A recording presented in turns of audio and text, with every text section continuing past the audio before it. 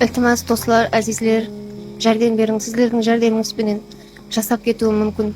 Үш қызым анасыз қалмасын. Iltimos sizlardan. Azizlar, Xo'jayli rayoni Aybek колхозға келгенбіз. Сетора сіңлімізден хабар алайық деп. Енді ауыл тұрғындар көпшілік біледі. Бұл қыз 2023 жылдан бері саратан кеселдігімен науқастанып жатыр. Сол кеселдікпен күресіп келіп жатыр.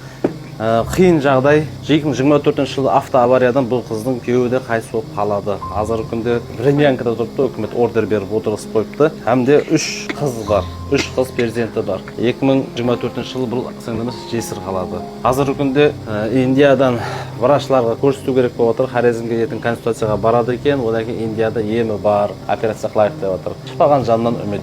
Карталарын қалдырамыз. Кімде қанша жәрдем ете алады? Ақшалай жәрдем енді to'g'ri tushunasiz. Hamda o'sha videoga maksimalniy like, komment, repost qilib bersangiz hamda qaralib baqsanda подписчигі көп блогерлар болса, историяларына болмаса постларына қойып берсе, кім коллаборация сұраса, пожалуйста, қойып берсе жүдә мақұл іс болар еді.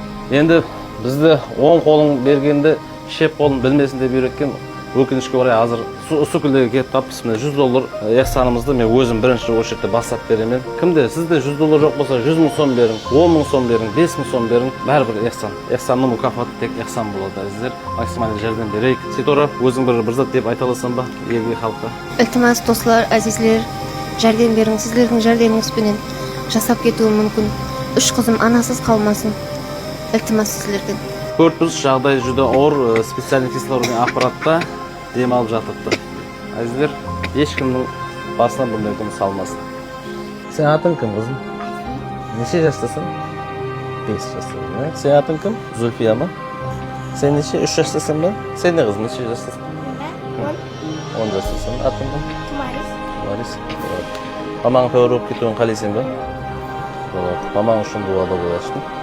Мамаң ел тәуір кетеді.